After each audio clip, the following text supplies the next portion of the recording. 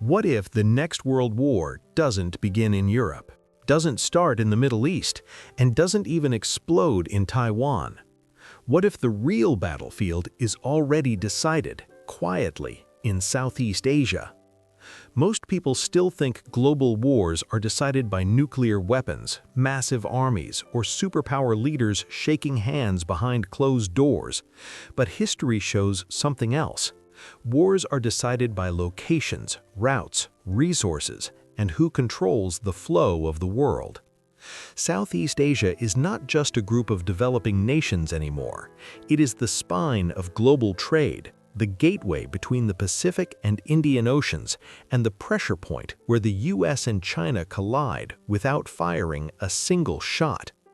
From the Strait of Malacca to the South China Sea, from Vietnam's strategic coastline, this region silently controls oil, food, data, weapon supply chains, and military access. Yet no mainstream media talks about it. No headlines, no panic, no warnings. And that's exactly why it's dangerous. Because the next World War won't start with bombs. It will start with control, and Southeast Asia holds the keys. Point 1. The Strait of Malacca, the world's economic choke point. The Strait of Malacca is one of the most important and most ignored locations on Earth. More than 40% of global trade passes through this narrow stretch of water every single day. Oil from the Middle East, goods from China, energy for Japan and South Korea, everything flows here. If this route is blocked for even 1 week, the global economy would feel shockwaves worse than COVID or the Ukraine war. China calls this its Malacca dilemma. The US Navy knows it. India monitors it. Japan fears it. Yet the strait lies between Malaysia, Indonesia, and Singapore, countries that are not superpowers but hold superpower leverage. In a future conflict, no missiles are needed. Control the strait, and you control energy prices, supply chains, inflation, military logistics.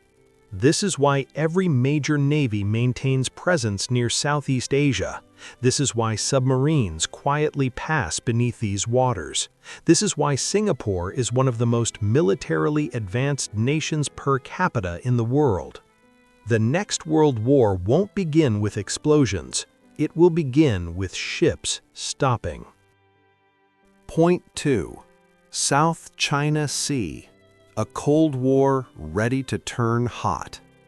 The South China Sea looks calm on the map, but beneath it lies the most dangerous standoff of the 21st century. China claims nearly 90% of it. Vietnam, the Philippines, Malaysia, Brunei, and Taiwan disagree. The United States sails warships through it weekly. Why?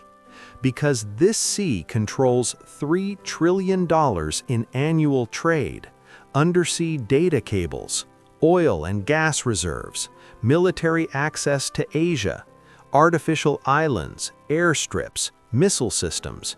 China has already militarized the region. The US responds with freedom of navigation. ASEAN nations are trapped in the middle.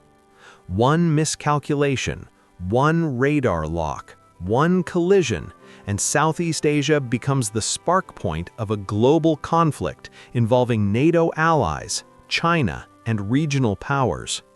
This isn't theory. This is already happening, slowly, silently. Point 3. Southeast Asia as the US-China battleground. The US and China are not fighting directly yet. Instead, they are competing for influence, bases, alliances, and loyalty in Southeast Asia. China builds ports, railways, digital infrastructure. The US offers military partnerships, defense agreements, and intelligence cooperation. Countries like Vietnam, Indonesia, Malaysia, and Thailand are playing a dangerous balancing act, benefiting from China's money while relying on America's security. This makes Southeast Asia the buffer zone of the next global war. Not neutral, not aligned, but essential. If these nations tilt one way, the global balance shifts. And history proves one thing: wars are always decided by regions caught in between. Point 4. Data, chips, and supply chains run through this region. Modern wars are not just about soldiers, they are about chips, cables, and logistics. Southeast Asia is now a manufacturing alternative to China, a hub for semiconductors, a center for undersea internet cables. If conflict disrupts this region, AI development slows, military tech production halts, global internet stability collapses. Control the supply chain and you control the future battlefield. This is why factories are moving here. This is why data cables pass here. This is why everyone is watching quietly. Point 5. ASEAN's silence is its power. ASEAN doesn't shout. It doesn't threaten. It doesn't take sides publicly. And that is exactly why it matters. ASEAN's neutrality allows dialogue instead of war, delays instead of decisions, stability instead of chaos. But if ASEAN fractures, if unity breaks, the floodgates open. The world doesn't realize it yet, but ASEAN stability is global stability.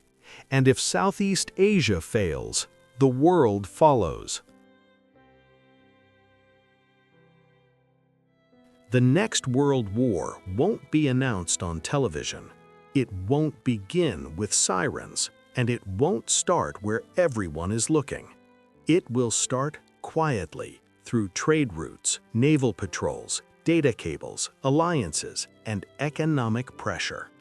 Southeast Asia is not rising. It has already risen. The only question is, will it hold the world together or decide how it breaks apart? If you want to understand the future of global power, stop watching the loud players. Start watching the silent region that controls everything. Because history never repeats loudly. It whispers first.